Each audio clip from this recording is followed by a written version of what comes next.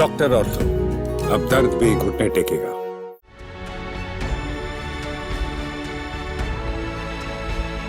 भारत जो हाल ही में दुनिया का सबसे अधिक आबादी वाला देश बना है, अब एक नई जनसंख्या चुनौती का सामना कर रहा है। तेजी से घटती टोटल फर्टिलिटी रेट TFR।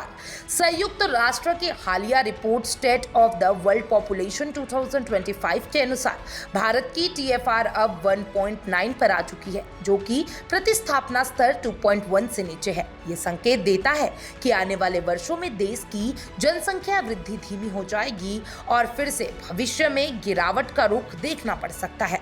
चीन और जापान जैसे देशों ने पहले ही इस जनसंख्यिक बदलाव में सामाजिक और आर्थिक प्रभावों को झेला है। चीन की सख्त एक बच्चा नीति ने वहां की TFR को 1.18 तक गिरा दिया है। वहीं जापान में यह संख्या 1.15 तक पहुंच चुकी है।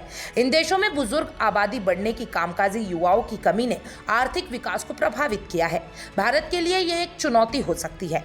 भारत सरकार 2047 तक विकसित भारत की दिशा में आगे बढ़ रही है, जिसमें युवा वर्ग की महत्वपूर्ण भूमिका है। अभी देश के 68% आबादी 15 से 64 आयु वर्ग में है, जो कि कार्यबल का आधार है। 0 से 14 वर्ष के आयु वर्ग की आबादी 24% और 10 से 24 वर्ग आयु की जनसंख्या 26% है। लेकिन यदि TFR में गिरावट जारी रही तो आने वाले दशकों में ये युवा आबादी भी घट सकती है, जिससे भविष्य की आर्थिक संभावनाएं प्रभावित होंगी। TFR वह औसत संख्या है जो एक महिला अपने प्रजनन काल में बच्चों की संख्या के रूप में जन्म देती है।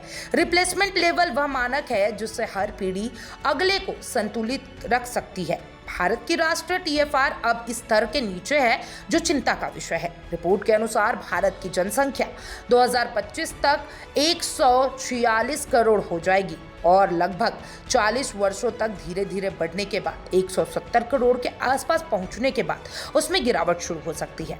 इस बीच जनगणना 2021 में हुई देरी के कारण वास्तविक आंकड़े अभी तक स्पष्ट नहीं हो पाए हैं, जो 2027 तक उपलब्ध होंगे।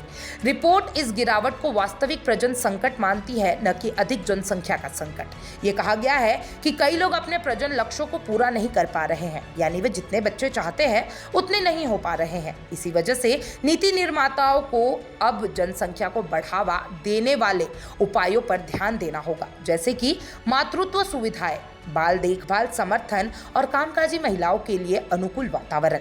भारत के लिए यह समय है सजग होने का, ताकि वह चीन और जापान की तरह वृद्धि होती जनसंख्या के बोझ में ना दब जाए।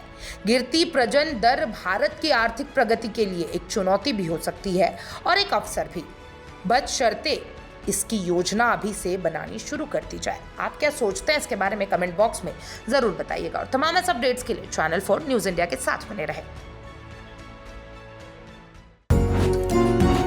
डॉक्टर ऑर्थो, अब दर्द भी घुटने टेकेगा।